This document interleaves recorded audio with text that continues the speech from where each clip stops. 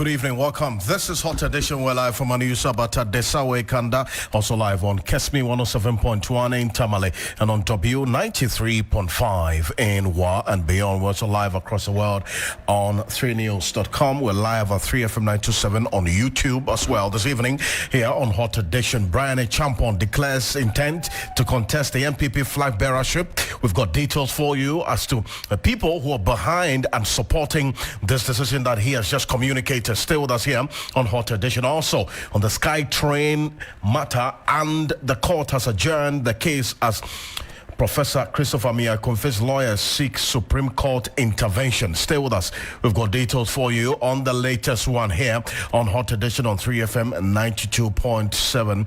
Also, an NIA operations in limbo as staff begin indefinite nationwide strike over unpaid allowances. This evening, the National Education Authority makes a passionate appeal to the striking workers to call off their strike. We've got details for you here on Hot Edition. A police rescue victim in a viral video subjected to hanging and severe beating by a 27-year-old man. Also, a University of Ghana community records confirmed suspected cases of COVID19 as health directorate cautions public to be vigilant. Stay with us here on Hot Edition. We'll tell you exactly what's happening with this particular case of COVID on the University of Ghana. That's the community as the updates come through right now, and more growing discontent to decision by the opposition MPP to proceed and also hold its presidential primaries for the 2028 general elections without reforming the delegate structure for the polls. All these plus the latest in business and sports over the next 1 hour 30 minutes here on Hot Edition on 3FM 92.7. We're also on Kesmi 107.1 and on W93.5 in Wa and beyond. We'll give you an update as well on what is happening in Parliament as we speak. The members of Parliament are debating some key issues which will cross over shortly to give you a feel of what's happening in Parliament right now. I am Alfred Ocansey. Let's settle for a summary of the news now, and Christabel Success is here. Thank you very much, Alfred. And in our summaries tonight, the Health Services Directorate of the University of Ghana is cautioning the university community of a recent resurgence in COVID-19 cases, with a few suspected and confirmed cases reported in the university's immediate vicinity.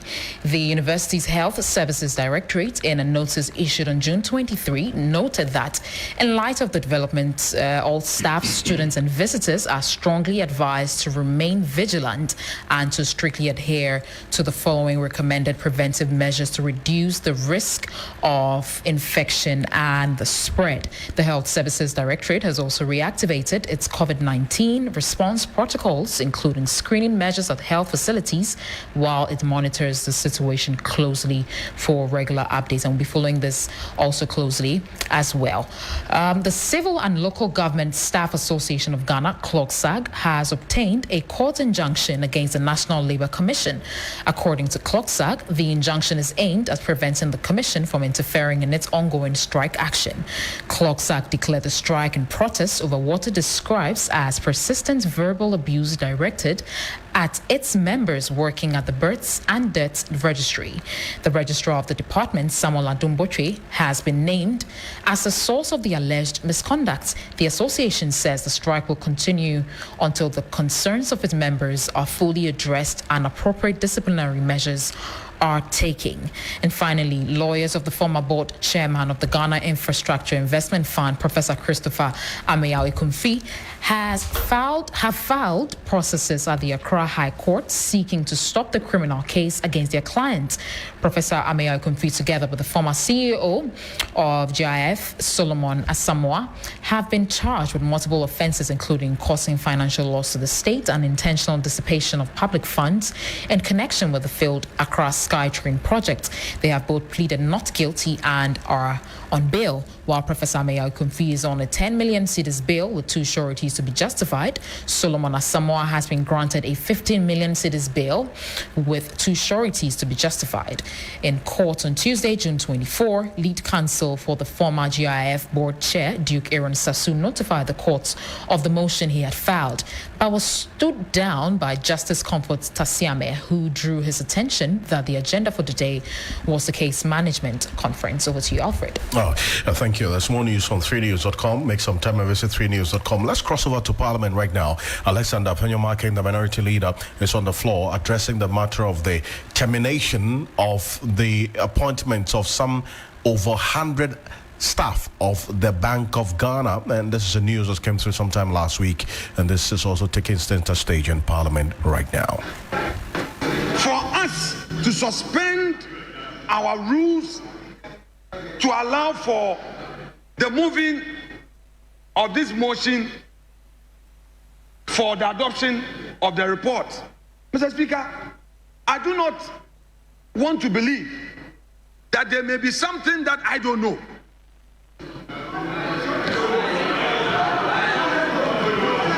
Mr. Speaker, only yesterday, our friends argued that there was no need to rush.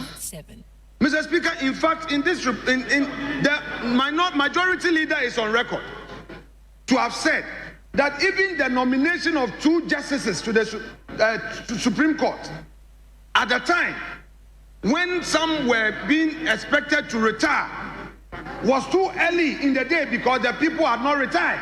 So why was Akufo-Addo's government in a rush? Mr. Speaker, today, we are in June. The bench is about going on legal vacation.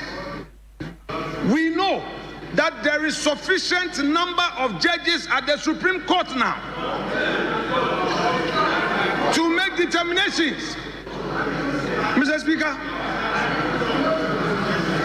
the majority is pushing its luck rather too far. Mr. Speaker, it is the interest of democracy to allow this motion to go through the normal process. Mr. Speaker, we have 137-page report. Mr. Speaker, it is just being distributed. I do not think that even on the majority side, all of them have received copies. Mr. Speaker, and even if they have received, I'm not sure all of them have read it. Mr. Speaker, you have been part of this House since 1993. This is a dangerous precedent. This is a dangerous precedent. And it is a reason why they are whipping their ministers to come into the chamber when they are supposed to discharge their ministerial functions.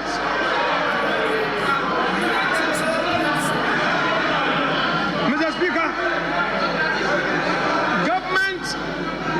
government is not treating the releases to ministry as an urgent matter, but is in a hurry to pack the courts. Mr. Speaker, a moment ago, we were looking for the finance minister and his deputy. We couldn't find them. Another minister had to move a motion in their stead. Can any government minister tell me now that since we approved the 2025 budget, the releases have been made to their ministry? Can any of them say on record, you have become redundant in your ministries? These matters you are not treating urgent, and then judges that instead of we allowing the report to be read, 2 days, today is Tuesday, you have today, you have tomorrow, then you can move it on Thursday. That is within the rules. Why are you in a rush? Why are you in a rush? Mr. Speaker, I would pray you that don't be inclined into granting this request by the majority leader. Mr. Speaker, direct the majority leader to the rules so that we thoroughly read the reports before considering same. Mr. Speaker, I rest my case. Honorable members, the submission of the minority leader has followed precedent, and this precedent was established in the national interest. So he has just followed that precedent. The motion that is being sought to move is also to follow precedent, which was established in the first parliament, followed in the second, third, fourth, fifth, sixth, seventh, eighth, and we are now in the ninth parliament. And it has all been done in the national interest. So half of presidents in the national interest will continue to follow them. That is the ruling I'm giving in this matter. And Order 217, particularly Sub-Rule 11, is very clear. It says the committee shall report to Parliament within 3 days. Within 3 days. After the conclusion of proceedings of the committee when Parliament is sitting. And so the report has been presented to the House within 3 days. That is what our rules say. And I believe that it's proper for us to take it. And so I will grant the permission for the motion to be moved, and then we can move on to the substantive matter. So please, Chair, you may move the motion. Right, Honorable Speaker, I thank you very much for the opportunity to move the motion numbered 12 at page 6 of today's order paper, that notwithstanding the provisions of Order 1041 of the Standing Orders, which requires that a motion shall not be debated until at least 2 sitting days have elapsed after the notice to move the motion is given, the motion for the adoption of the 15th report of the Appointment Committee on His Excellency the President's nomination for appointment as Justices of the Supreme Court of Ghana may be moved today. Mr. Speaker, I so move. Any seconder?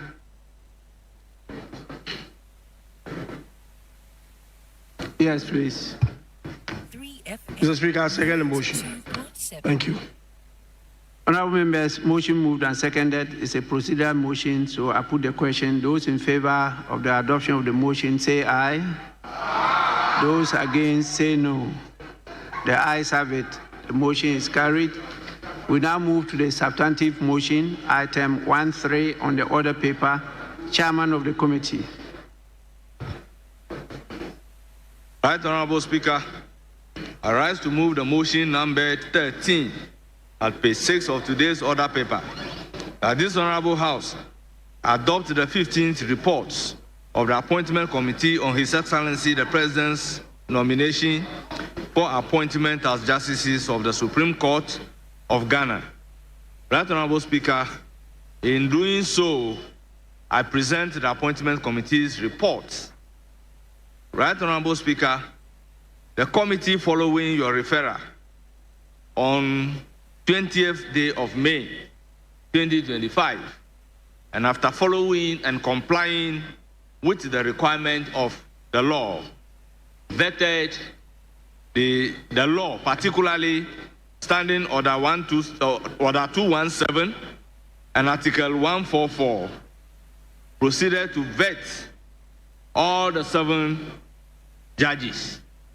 And it is after vetting that the committee's report is being presented for adoption by the House. I first of all urge the entire House to unanimously adopt the committee's report. Mr. Speaker, I also urge on the Hansard Department. First of all, I want us to understand where report as having been read, as I touch on some salient questions that the judges responded to, and then read the conclusion of the report. The Speaker, starting from questions posed to Justice Senyo Jamape, he was asked his view on on the doctrine of separation of powers, which he answered eloquently. He was also asked the innovations that would improve on justice delivery in Ghana. Another question is about the independence of the judiciary and suppressing of investigative journalism to protect. Also live here on Hot Edition on 3FM 92.7, also on Kesmi 107.1 in Tamale. We're live on W93.5 in Wa and beyond. What you've been listening to just some few minutes gone by, it's the live coverage of Parliament's sitting as is ongoing.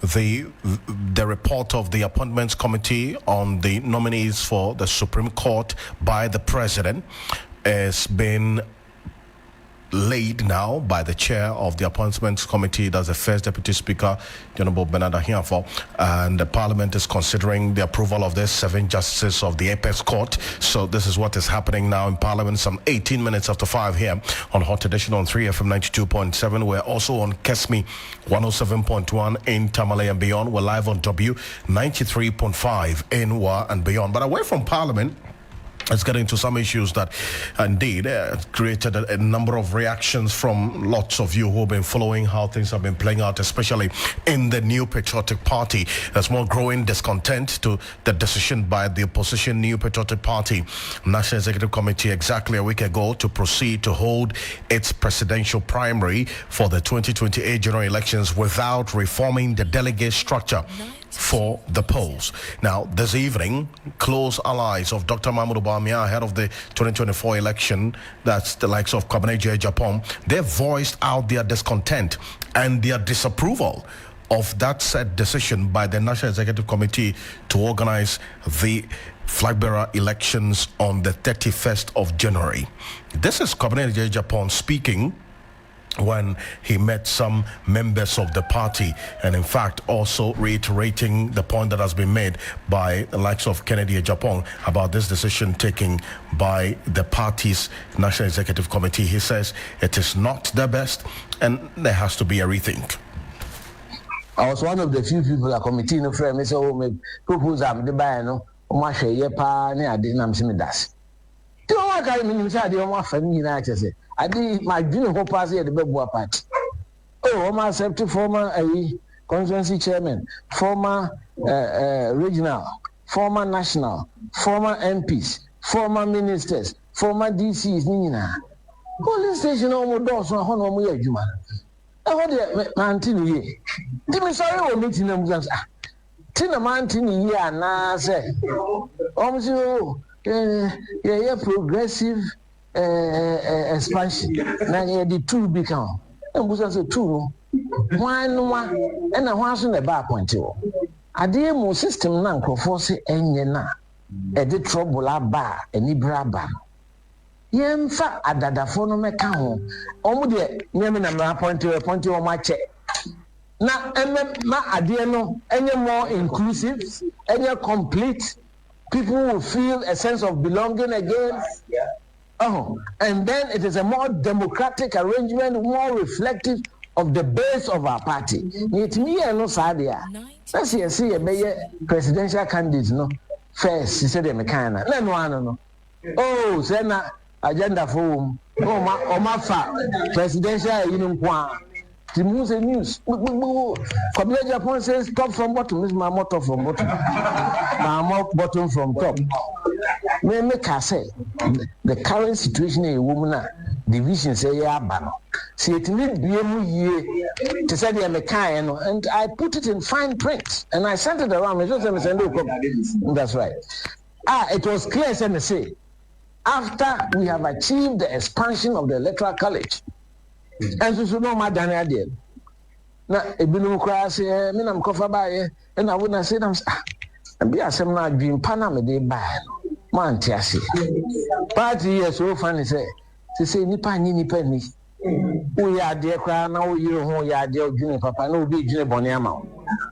So auntie you call meeting and I make sure that two on for say. Yeah, concentrating on expansion, no, and then here party for no. na yema message of expansion mu enko out na encheri bia ye be national delegates conference say honest ye person take a decision for the presidential election yenye oh bia nyantu omsi yenye nzia enti ye meeting no enema party ni na yanti the only thing that everybody is talking about is the presidential primacy the 31st. Meanwhile, it's not the date of the election, but those who are going to be part of the electoral college. And only here, intermediate between now and 19th to make campaign. Well, that's Kwabena J. Japan, one-time flag bearer hopeful of the New Patriotic Party. If you recall, he joined forces with Dr. Mahmoud Bawumia going into the 2024 elections. And you just heard him there addressing party members. He says that decision by the National Executive Committee is not one that he supports. He says, yes, the Professor Michael Quay fact-finding team contacted him to seek his views.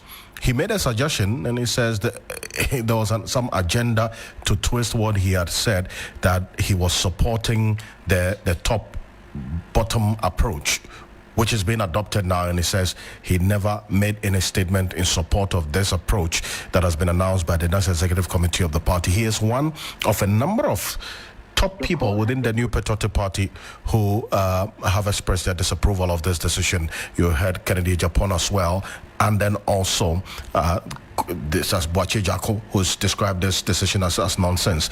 Dr. Jonathan Asantiotre has been looking at how the reactions to this decision has been over the past at least 1 week. Exactly a week the party took this decision. He's joining us on the telephone. He's a political analyst and a lecturer, senior lecturer at the University of Cape Coast. Dr. Asantiotre, good evening. Thank you for joining us. Good evening, my brother Alfred, and good evening to your listeners. You just heard Kwabena J. Japan there. I mean, he's adding on to the many people who are criticizing the decision. But listening to the details of his reasoning for his disapproval, how does it strike you? To the extent that, yes, he met the committee, he made a suggestion, and that's been twisted to mean that he supports this decision. Well, obviously, it reinforces the idea that there is definitely an agenda that some people have set as a way of skewing the impending elections to favor a particular candidate. Don't forget that prior to the 2024 presidential primaries, MPP presidential primaries, special presidential primaries, and the presidential primaries itself, we had about 10 candidates before the special presidential primaries. Now, out of these 10, 9 suggested that they should organize the elections, in a particular area, in a concentrated area. Dr. Bawumia had no voice, he had no view to that. And yet, NEC, or is it SEC or NEC, went ahead to do a decentralized form of election. So, who were they favoring? Because if the election is about stakeholders, you are 9 out of 10 who are stakeholders for whom you are going to conduct the elections for. And yet you went ahead to do otherwise. So I will not be surprised if they went ahead, right, to conduct the presidential elections on the 31st of January. I believe sincerely, and I have done the analysis with you, I think, yesterday and so many other platforms, it just does not make sense to me. If you are using old delegates, old register, right, to conduct a fresh election, it just does not make sense. Besides, not too long ago, the Michael Quay report came. So, logically, we need to see some changes, some constitutional amendments at the conference scheduled for July. And then you can go ahead to do the implementation along that path. And if you do the implementation along that path, then certainly the reforms will take their shape along the line. So that means you will now be building the structures of the party, at every level, and you get to the presidential, primaries as well. But it appears that roles have been turned upside down. People have agenda. Others are trying to preserve their positions now and in the near future. And all of these are creating some kind of market. That is the more reason why I've said that, look, where the NPP finds itself, they are at the crossroads, they are facing leadership crisis, the authority of national executives, seem not to be there. And they are just confused individuals. And so the other point ought to be made that, look, perhaps the way and manner President Akufo-Addo handled the party itself as if it was just the property of a few, virtually alienated the base of the party. And once Mr. Akufo-Addo is no longer present as the leader, you could see that the center is not holding. There is no individual that can carry the weight for which everybody else will follow. There is no such individual because it just does not make logical sense. For example, that Dr. Brian Tampon, who became an avowed supporter of Dr. Bawumia, suddenly turns around and says that he also wants to contest for the presidential slot. What is happening? Is it not a case of leadership crisis? Is it not a case of Dr. Bawumia not, being accepted hook, line, and sinker or in a wholesome manner by the entirety of the support base? All these and many other questions that they are grappling with ought to be answered, because I have never seen this arrangement before. Yes, I have said that I can agree to some extent why they want to turn the roles or want to do it from the top to the bottom. Of course, it is because there's too much heat, there's too much acrimony. And so you want to cure this mischief by, conducting the presidential elections. And once that is done, then it means that you have the head and the body will follow suit. These have their own negative ramifications, on which, other stalwarts of the party are raising concern. As whether they will help into that, I don't know. But it tells you that the center is not holding. And that's quite unfortunate they've gotten to this level.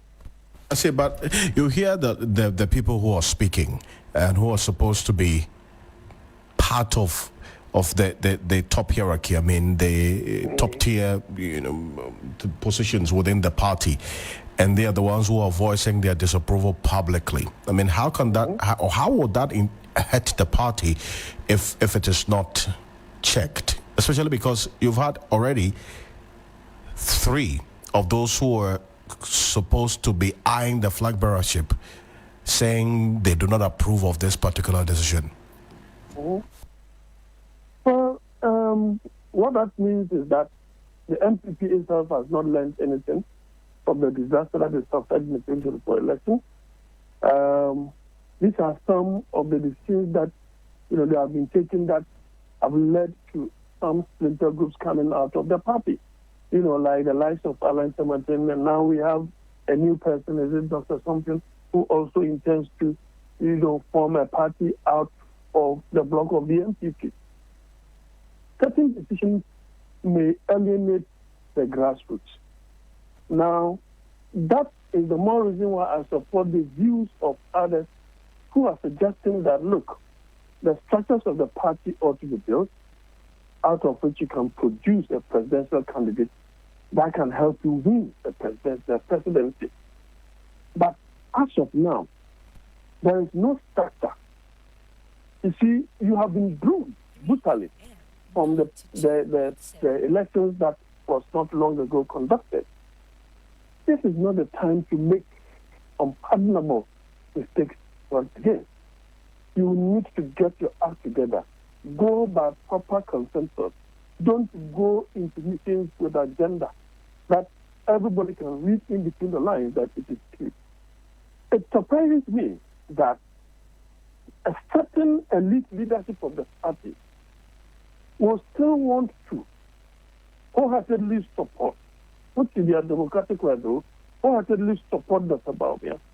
I think that they may want to sit down and do proper introspective analysis, devoid of passion or bias.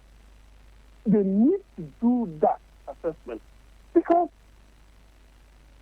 there is no way Dr. Bawumia would set a baggage, before and behind him, could easily market himself in such a way that he will gain wholesale acceptability by all and sundry. Besides, bear in mind that in this country, the main support base of either NDC or MPP cannot give you outright victory. You would need the non-aligned, you would need independent-minded, you would need floating voters, and so on and so forth. They are in their millions. And so you don't need persons who are brutally tainted along the line to lead the party. And even if that is the case, if the system is not skewed and it is fair and he wins, that is what the party believes in. So you take him there, and when he loses, you cannot blame anybody but the party itself. After that is democracy. You would have used the structures to re-elect him. That is fair. Let him go to the contest and see what happens. When he loses, it is fairly in the quarters of the party. So the structures of the party now, they are in tatters because those who are the helm of affairs do not have the wherewithal to crack the whip because nobody is going to listen to them. And especially, those who have been seen to be outright supporters of Dr. Bawumia, what that means is that the rest will always oppose them. And so I like what Haruna, the Deputy General Secretary, said, that, you see, those are the helm of affairs will have to play fair by everybody. You see, and that in itself is a good call. But if you are seen... But will fairness be achieved? Will that call and the play of fairness be achieved, especially with how things are playing out now, from what you said? I don't see that happening. Unfortunately, I don't see that happening. The only period that you can see fairness playing is that let us go back to the status quo. Don't be in a hurry to elect a flag bearer. As for the murkiness, it will come. They believe that they are washing too much of their dirty linen in public. You can call on them to be measured because now you find yourself in a position. If you give a punchline, others will give serious, punchlines against you, and it will be counterproductive because it will be punchline against the other. That is not the way to build a party. So for now, they should go back to the drawing board, revert to the status quo. If you think that early elections will help, you can start from the ground or the bottom. Do it accordingly so you get to the point where you elect the flag bearer. Thinking that because of the acrimony, you want to forestall the acrimony, the structures that you want to use to stop the acrimony will inure to the benefit of one particular individual or one particular candidate. That will not produce fairness, and that will create or foment further disunity within the party. And in fact, we are just also receiving news of another group of former MMDCs who are saying that they do not support the said announcement of they declaring their support for Dr. Mahmoud Bawumia, because yesterday, if you recall, we heard the former MC for Adenta who says he is the spokesperson for the 220 former MMDCs who met Dr. Mahmoud Bawumia yesterday.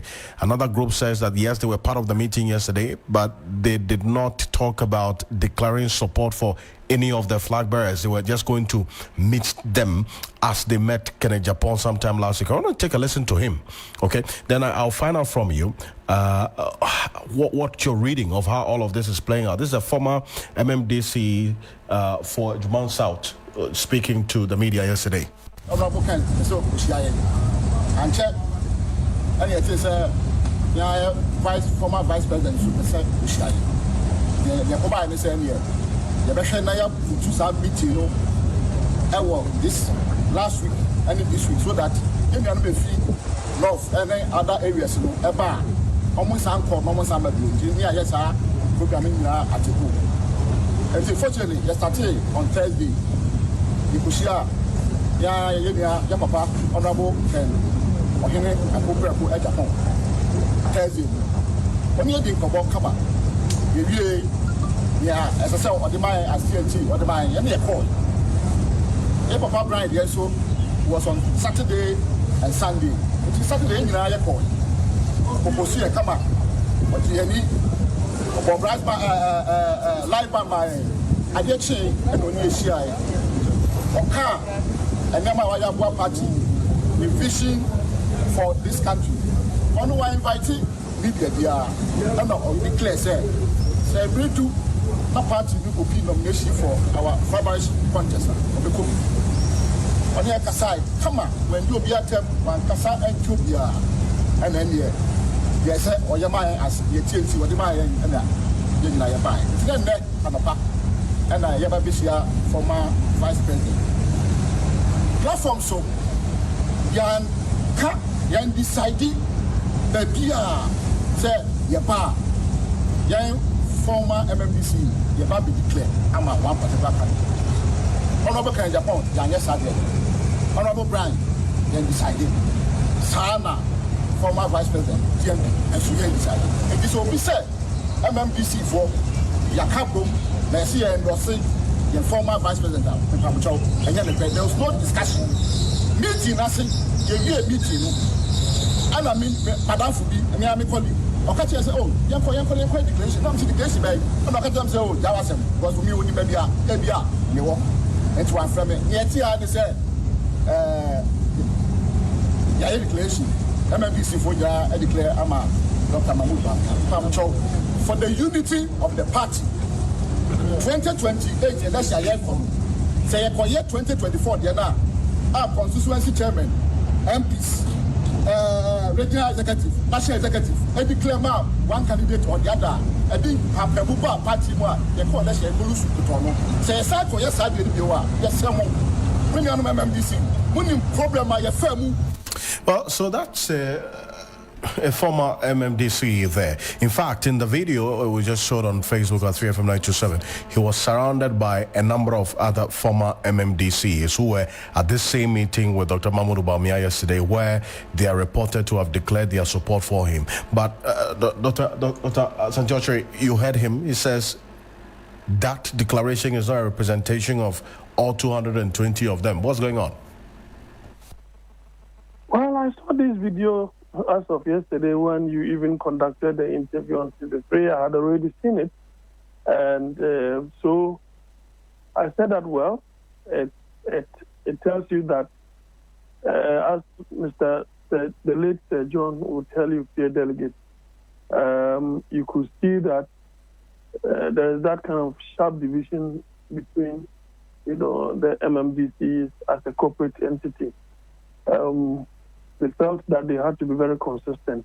They did not declare for anyone. Besides, if they had hedged, that would have been something good for them as a bargaining chip.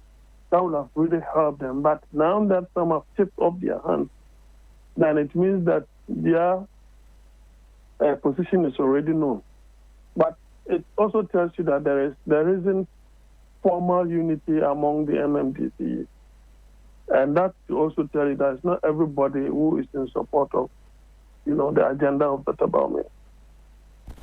Doc, I appreciate your time on this. Thank you so much. Dr. Jonathan Asantiotre is a political analyst, also a senior lecturer at the University of Cape Coast, joining us with his thoughts on this. So live here on Hot Edition on 3FM 92.7. We're also on Kesmi 107.1 in Tamale. We're live on W 93.5 in Y and beyond. Let's cross over back to Parliament, because the vetting, in fact, the debate on the Appointments Committee report or the Supreme Court nominees, 7 Supreme Court nominees, has been laid in Parliament. And the Honorable Haruna Idrisu Tamale South Member of Parliament, the Education Minister, is on the floor now. Has been laid in.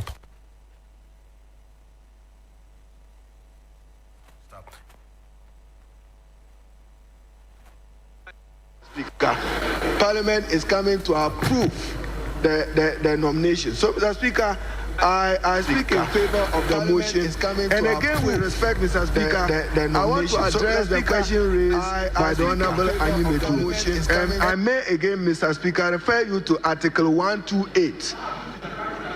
128. Mr. Speaker, maybe you are now arguing today. 10 years back, it's always been my view that there should be a capping and ceiling of the number of Supreme Court judges. I even made a paper for CDD with Justice Pega then. But Mr. Speaker, what does the Constitution say today? President Mahama is not operating with an anticipated Constitution in the future. He is operating with the 1992 Republican Constitution, not a future Constitution. So, Mr. Speaker, if the argument by the Honorable Anyimedu and many of our colleagues is that seek an amendment to Article 128, that we have heard you, and that we all should resolve, must attract the attention of the Constitutional Review Committee, so that the Constitutional Review Committee in its work will consider providing for a capping, so that this question of whether 17, 19, 20, as he argued. But Mr. Speaker, Article 128 is crystal clear. It reads, and I quote for the record, the Supreme Court shall be due, 1281, the Supreme Court shall consist of the Chief Justice and not less than 9 other justices of the Supreme Court. Not less than 9. Not less than 9, mathematically, you did arithmetic. It means it can be more than 9. And 19 is more than 9. 20 is more than 9. Even 21 is more than 9. Judicial mathematics. Mr. Speaker, that is not to say I'm departing from a generally held view, which is my own view, that we should provide for a cap of a maximum of Supreme Court judges. But Mr. Speaker, until we review the Constitution, make fundamental changes to Article 128, the President is bound to respect the 1992 Constitution and its provisions. In any case, when you kept appointing justices of the Supreme Court, did you ever respect when the Ghanaian people said that lower, provide for a threshold? Today, because you are sitting opposite, you want to obstruct the right of President Mahama to appoint justices of the Supreme Court. Then, Mr. Speaker, finally, in the whole northern Ghana, Mr. Speaker, if there is a matter pending at the appeals court, they are compelled to travel to Kumasi and sometimes to Accra in search for justice. That should not be the case. That should not be the case. So not just the Supreme Court, even expansion of the Court of Appeal to the Upper West region, to the Upper East region, to the Northern region must necessarily occupy our attention. In conclusion, Mr. Speaker, one of the justices talked about demystifying legal education and expanding legal education. Mr. Speaker, even into next year, we will invite this House to make allocation for the expansion of the School of Law, supported by Get Fund.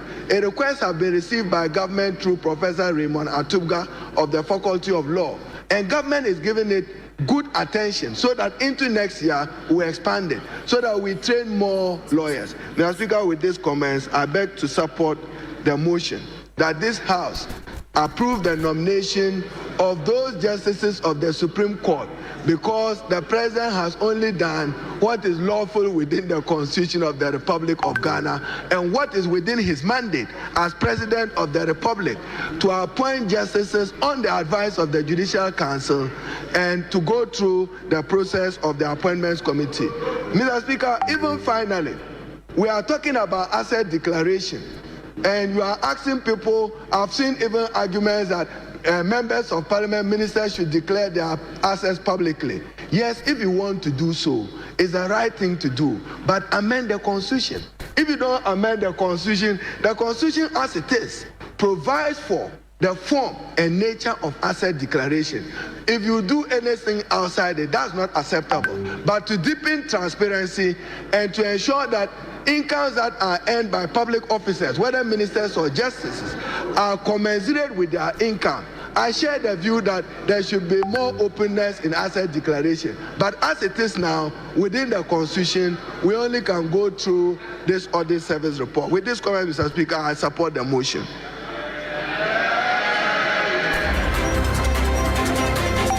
There's a live here on Hot Edition on 3FM 92.7. We're also on Kesme 107.1 and on W93.5 in and beyond. That you just heard Haruna Idrisu, who is the Minister in charge of Education and Tamale South Member of Parliament, and on the floor of Parliament supporting this motion for the approval of some 7 Supreme Court nominees who were vetted last week. But let's go on to some more issues. The National Identification Authority workers are on strike, and that has brought the entire workforce and the work of the NIA to a standstill. What do we know?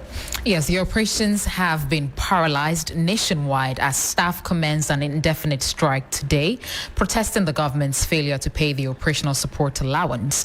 The industrial action declared by a local chapter of the Public Services Workers Union, PSWU, follows months of unmet promises and a collapsed final negotiation with the Ministry of Finance on Monday, June 23.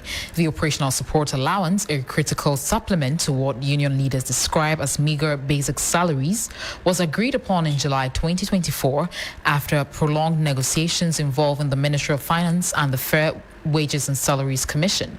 Payments began in August 2024 but were abruptly halted in January 2025 without explanation.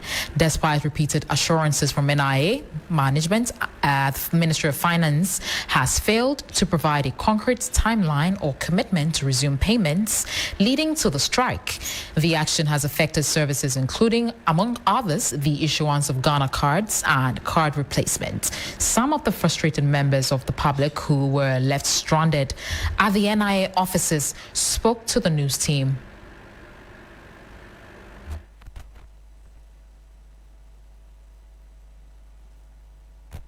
Have spelling mistake on my Ghana card, and I was directed to come here.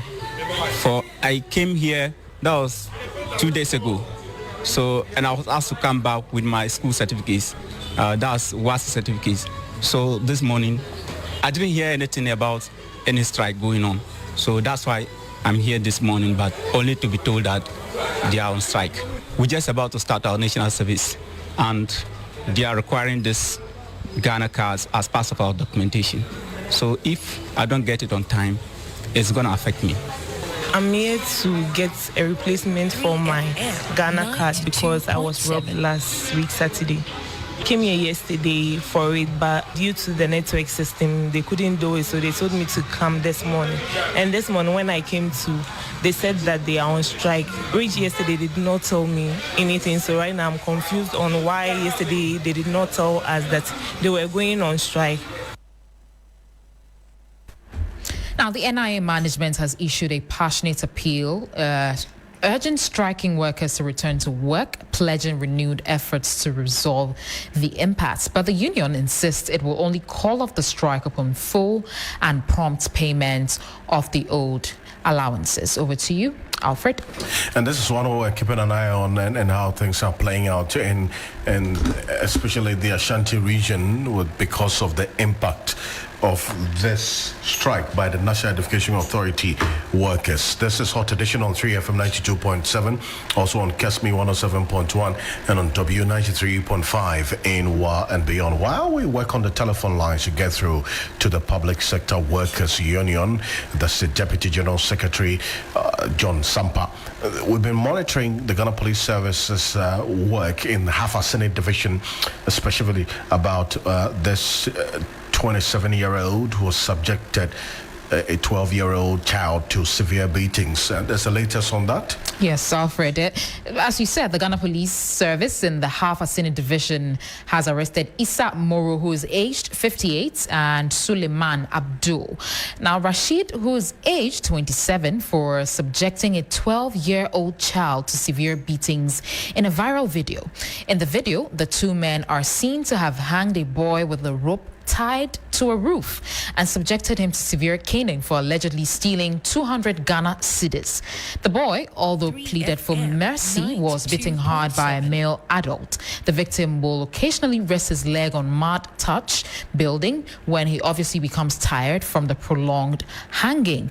After the beating, a middle-aged man comes to smear a substance many believe to be ginger or pepper around his body and genitals.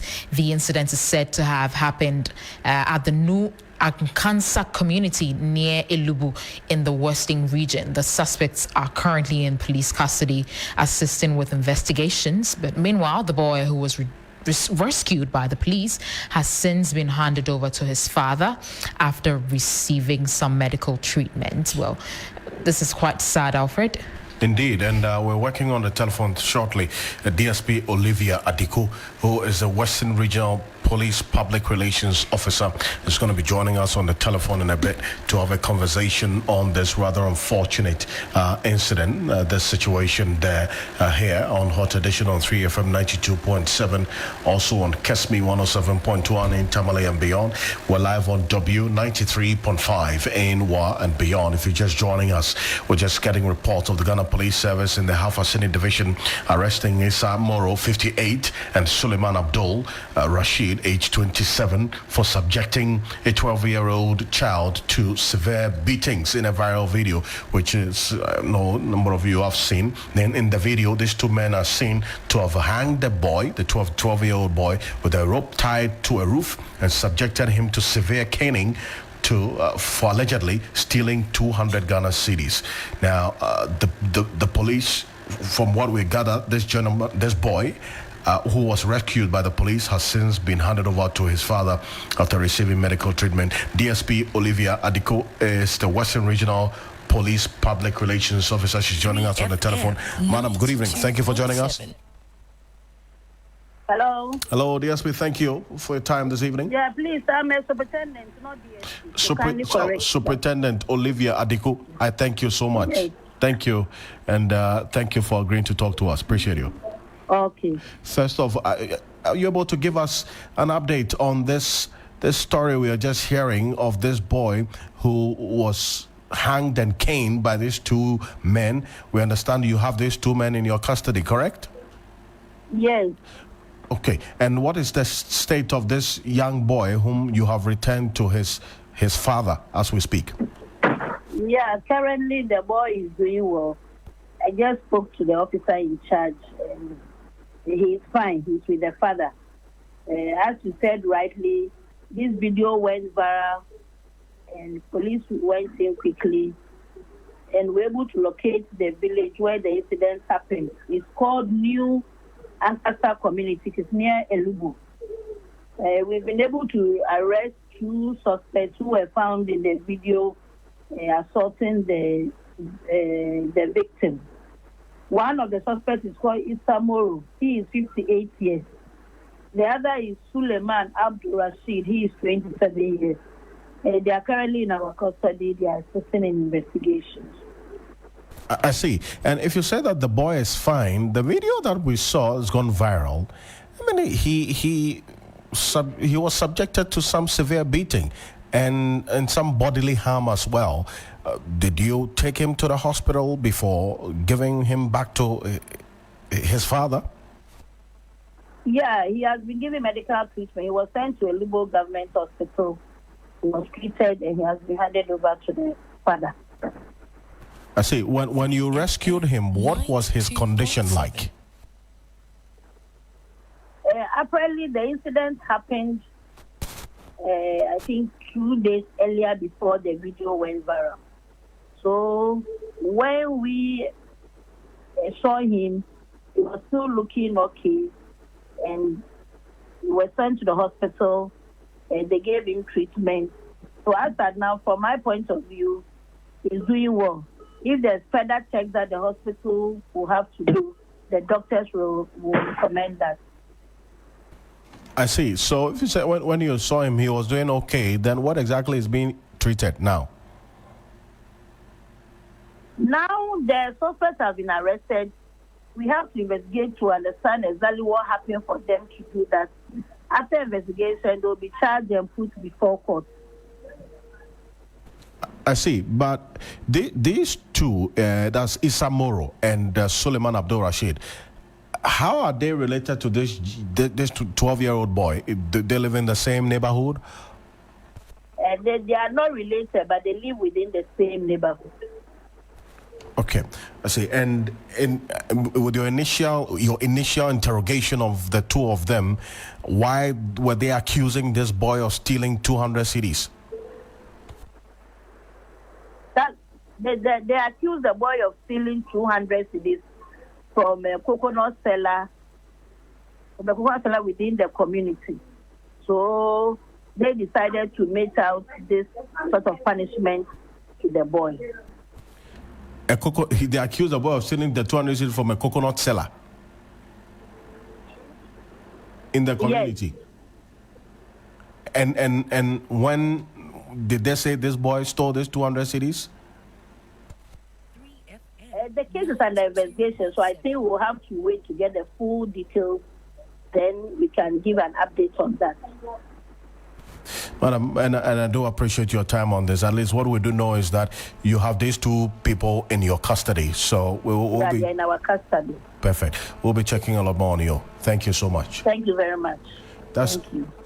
Superintendent Olivia Adiku is the Western Regional Public Relations Officer of the Ghana Police Service, giving us update on this rather unfortunate incident. A number of you, I'm sure, have seen this viral video of this 12-year-old subjected to severe beatings by these two men who are in the police custody as we speak.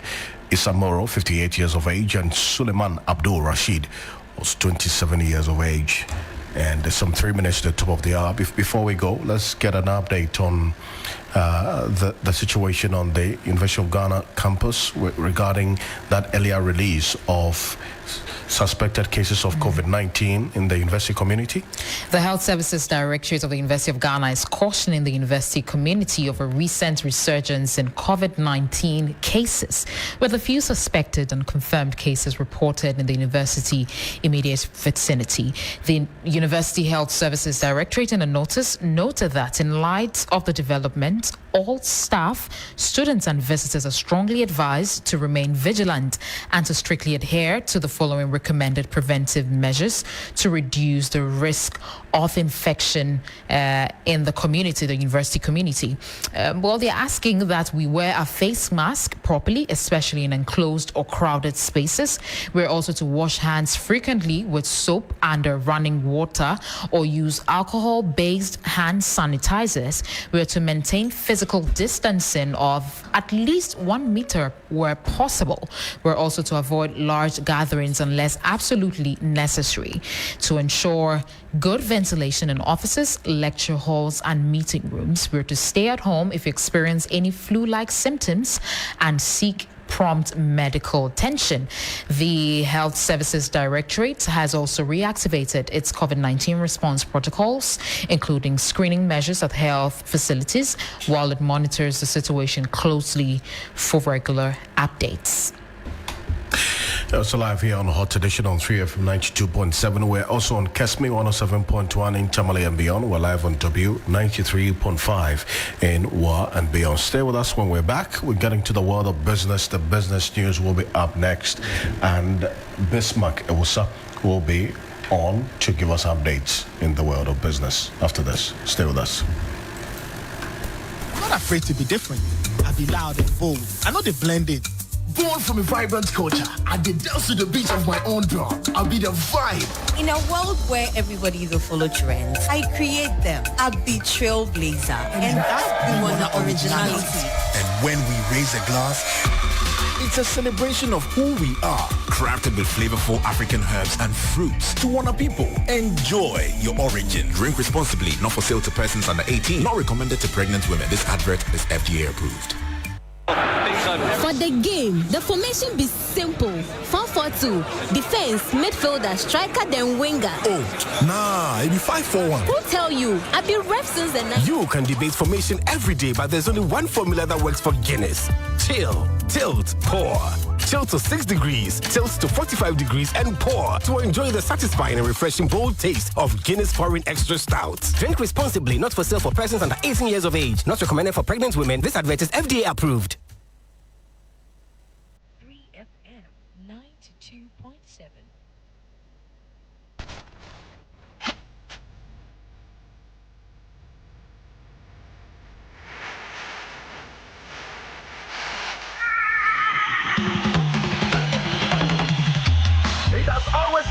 A journey of Pan-Africanism and consciousness. It is your regular taxi driver with the urban blend on 3FM 92.7 in living stereo every day, Monday to Friday from 12:30 p.m. till 3 p.m.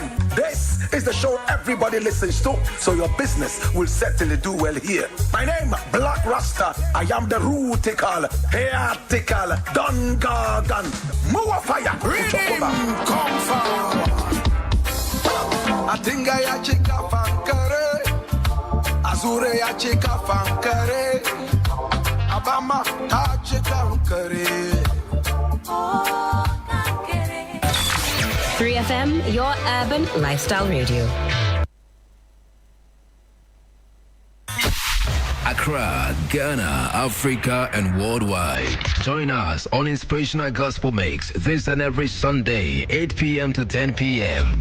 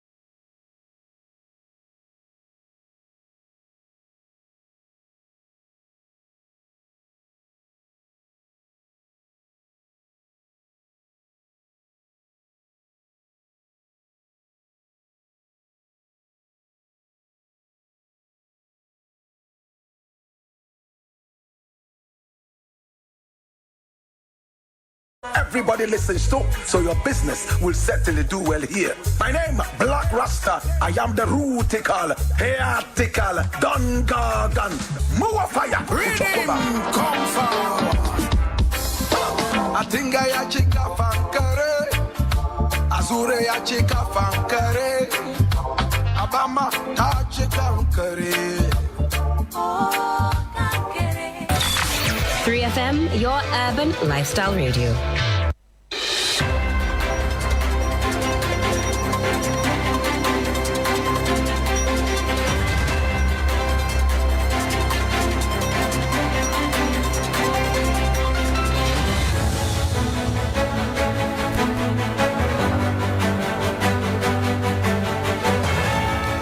Hello, good evening, and welcome to Business News on Hot Edition on 3FM 92.7. Coming up, Chamber of Bulk Oil Distributors accuses National Petroleum Authority, NPA, of defying presidential directive as it warns of fuel price hikes and threat to energy security over Tema Port berthing dispute. I am Bismarck Kausa. This story and others lined up for you. Please stay.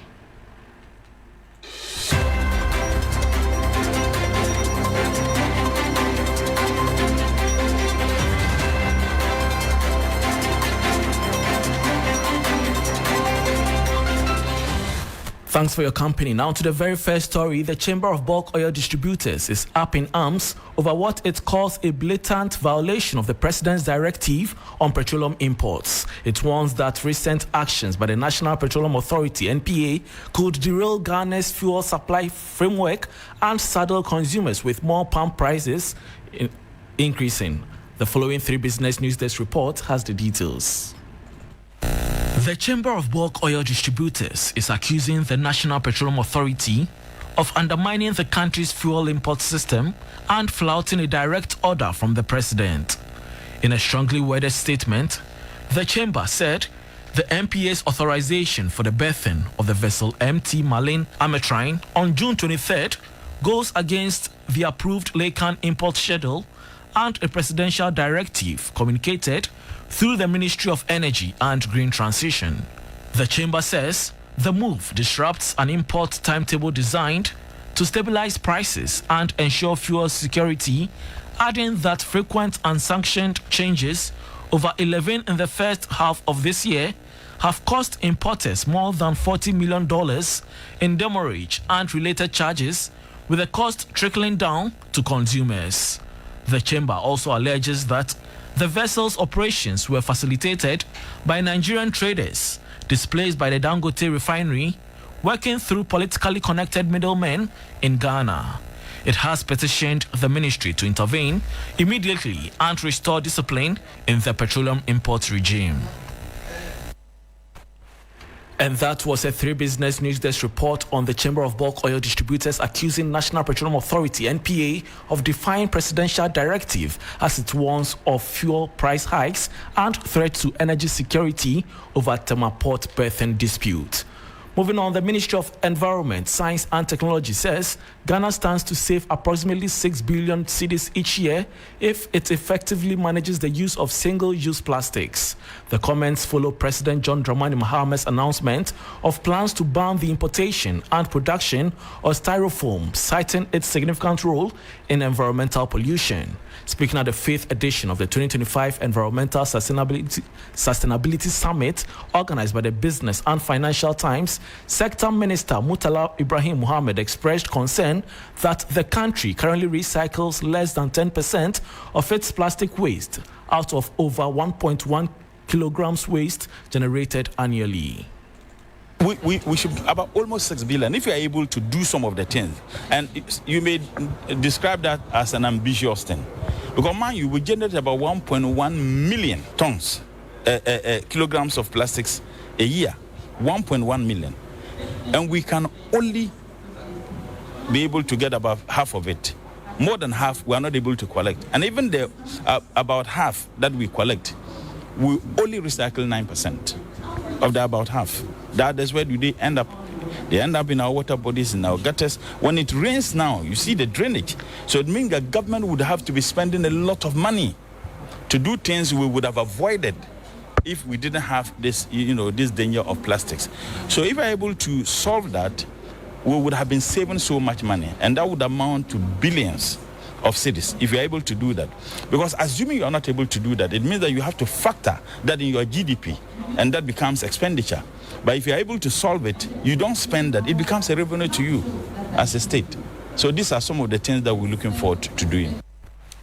And that was the Minister of Environment, Science and Technology, Murtala Ibrahim Mohammed, who further revealed that the government is in discussions with local plastic manufacturers to explore eco-friendly alternatives suited for the domestic market. The minister reaffirmed government's commitment to working with the private sector to create policies that are both environmentally sustainable and economically inclusive. I have had some discussions. I was in France and Nice last 2 weeks, and I guess a sister media house engaged me and engaged the president of the local producers of plastics, and they did indicate that they will be coming to see us. That's why I said, look, we are not just going to say we're going to ban. And as part of the processes of getting alternatives where we can assist our local, plastic producers to divert from either the direct use of plastics in the productions that they have, in the items that ensures our urban convenience, we will do it with them. We will not just do it in isolation. And like I said, I don't have doors in my office. So it's not about my doors are open. I don't even have doors. I'm willing at any point in time to engage them, and that is the position of government, that we should not do things in isolation. We need to engage them. Whatever laws that we are able to make for the implementation, we are doing them for the good people of this country, and therefore they must be active participants in the formulation of the policies which may lead to having some legal regimes that will regulate the conduct of everybody in this country. Murtala Ibrahim Mohammed is the Minister of Environment, Science and Technology. Now, in a bid to minimize waste and improve productivity and profitability in Ghana's agri sector, the Chamber of Agribusiness Ghana has engaged some key stakeholders on a national interpretation of global standards.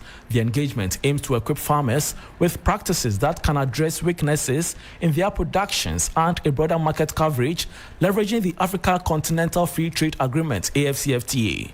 Speaking to 3 Business, Chief Executive of the Chamber, Anthony Morrison, stressed it will help create a professionalized industry for national development. Standards helps us to reduce the inefficiencies in cost in terms of production, and also making sure that we increase our profit level because we are becoming more efficient in the production. But more importantly, about the ISO 1816 It's an international standard of which the Ghana Standards Authority is a subscriber of. We're also looking at how we can adequately prepare our smallholder farmers in a commercial sense, in a business sense, for them to also actively take part in the rules of origin, to say, which is of the Africa Union after. These are some of the very fundamental things that we need to do as a country. Eventually, this increases our market penetration and export penetration.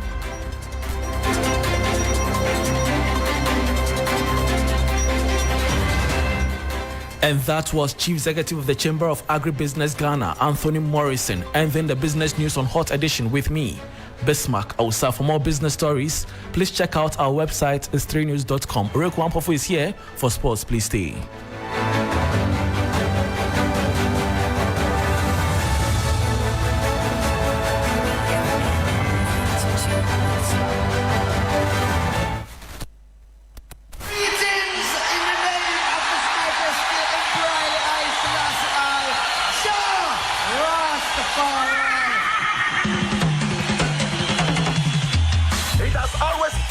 Journey of Pan-Africanism and consciousness. It is your regular taxi driver with the urban blend on 3FM 92.7 in living stereo every day, Monday to Friday from 12:30 p.m. till 3 p.m. This is the show everybody listens to.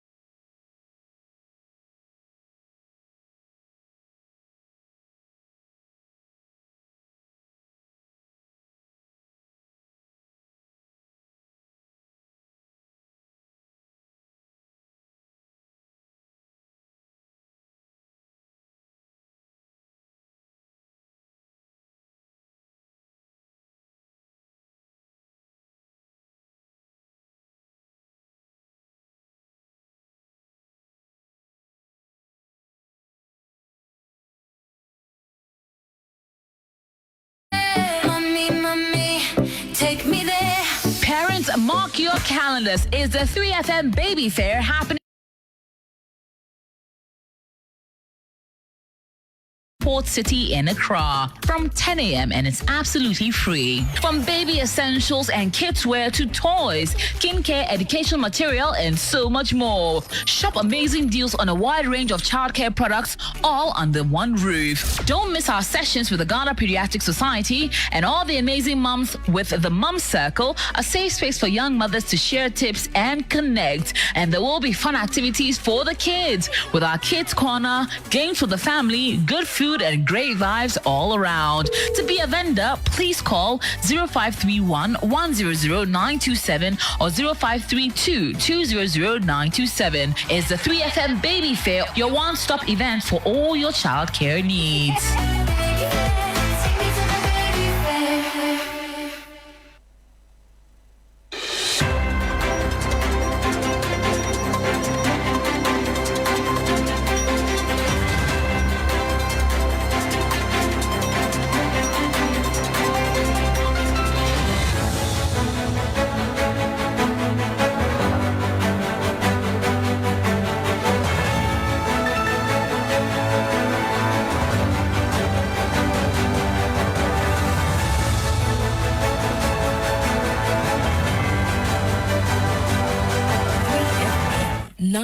92.7. Hello, good evening, and welcome to the sports segment here on Hot Edition with me, Oreku Ampofo. We do start off from Black Stars player Mohamed Fusseini, who has been a key player for Belgian side Union Saint-Eloi, who won the league for the first time in almost a century. Now, in a yet-to-be-aired interview with 3 Sports, the forward detailed how he overcame injury setbacks to reclaim his spot in the team and ended the season with 9 goals. Yeah, for me, my season, I think as you said, there were a lot of ups and downs. But then I'm still grateful for the season I had. Beginning of the season, I started a lot of games, and then at some point I got injured, and then when I came back, my position was taken, and then I was not angry. I was just like, okay, maybe this is the time for me also to like work hard and get back and then get my position back. So, and when I got back from the injury, I was not playing that much. I came in like played few minutes, and then I had to be ready for the opportunity to come back again. And when the opportunity came for me to start again, I took back my position. So that interview would be airing on 3 Sports much later during the week. However, let's do some more stories and specifically some transfers because sports marketing expert John Boafo advises Arsenal to retain key players like Thomas Partey, whose contract expires in just a few days on June 30, in order to elevate the team's performance. Now, with multiple clubs showing interest in the Black Stars midfielder, Boafo believes keeping Partey is crucial for the Ghana's future success. FM 92.7. I think it will be difficult. I think that both of them will probably need to compromise and maybe find just something in the middle so that Partey stays in the squad, especially in a World Cup year. We want him to be in the club and continue to perform well because he was a key player, and you could see it in the first game against PSG when he wasn't there, and it seemed like this team was struggling because it moved Declan Rice into a position that he wasn't used to playing in really throughout the season. So Partey needs to be in this club next season for them to go to the next height, and hopefully they'll be able to also get maybe a striker. I saw that they're on the verge of signing Zubamendi in the midfield, but for them to go to the next level, they definitely need to keep their key players, and he's definitely been a key player for this Arsenal side, and he's also been a key player for the Black Stars. So we want him to stay in Arsenal and continue to perform at the highest level so that he can bring his experience and his competitiveness also to the Black Stars. So that was sports marketing expert John Boafo speaking on Thomas Partey. Now, in just over a week, the 15th edition of the Women's Africa Cup of Nations in Morocco will be kicking off. And as we build up to that tournament, every day we'll be bringing you significant news, trending topics, and perspective ahead of the tournament, taking a look at the various teams that would be participating. And we'll be starting from the first episode put together by my colleague Akosua J. It's called the WAFCON Daily. Welcome to WAFCON Daily, your comprehensive build-up to the 2024 Women's Africa Cup of Nations, which will be hosted in Morocco. Today, I will be reminding you of some significant numbers, which shows just how much the tournament has improved over a 27-year period. My name is Akosua AJ. The Women's African Cup of Nations is taking place between the 5th and the 26th of July with 12 participating countries. This is a far cry from the 8 who played in 1998. So 27 years ago, any country hosting the Women's AFCON only needed 2 stadiums. Nigeria used the Ahmadu Bello Stadium in Kaduna and the Gateway Stadium in Ijebu-Ode over a period of 10 games. So much has changed since then. For the first time in the tournament's history in Morocco, there will be 6 stadiums spread across the country for the tournament. These venues scattered across the country are the Olympic Stadium in Rabat. We also have the El Bashir Stadium in Mohammedia.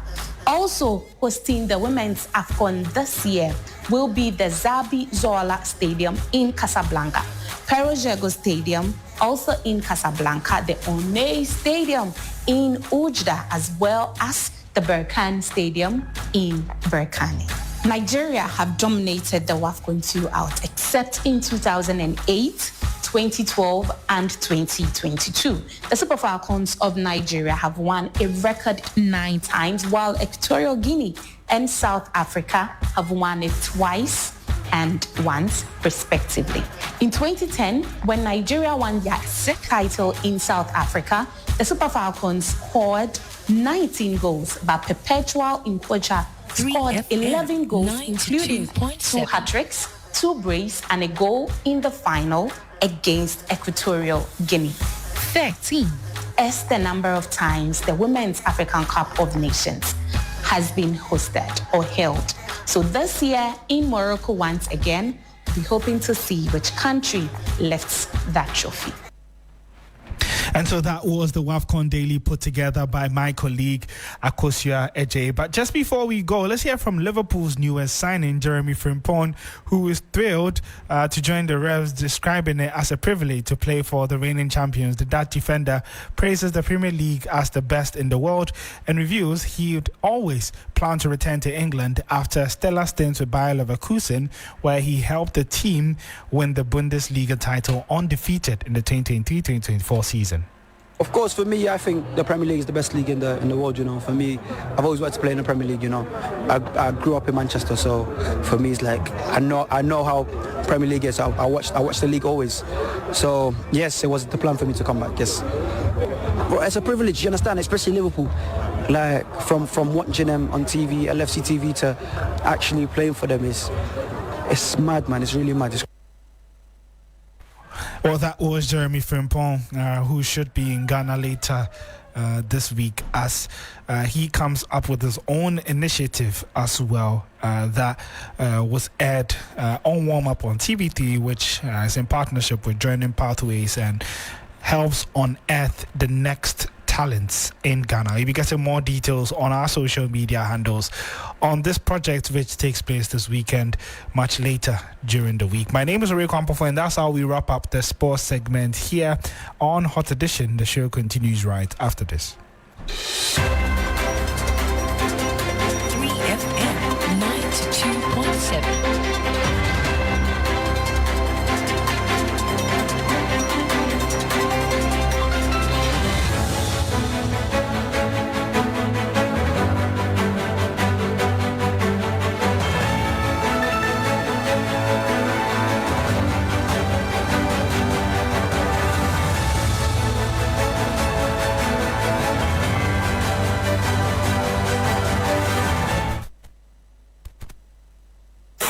FM 92.7 Urban Lifestyle Radio Station.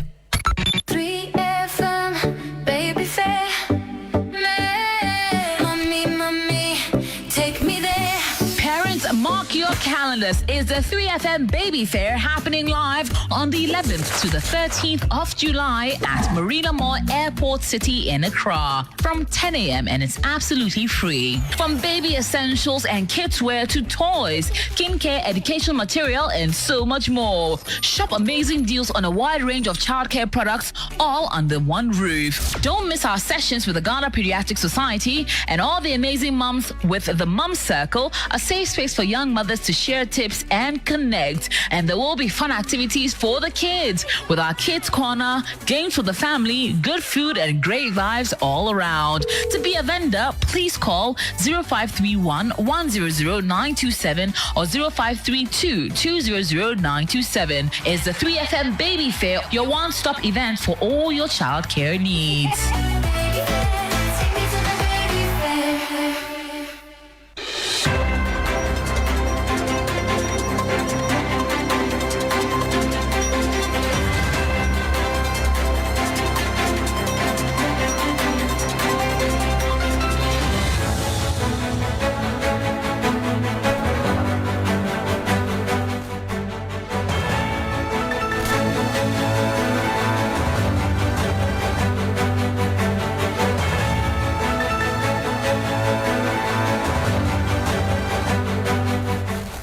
are so live here on Hot Edition on 3FM 92.7. Let's do our last story just before we sign out. And the Health Services Directorate of the University of Ghana is cautioning the university community of a recent resurgence in COVID-19 cases, with a few suspected and confirmed cases reported in the university immediate vicinity.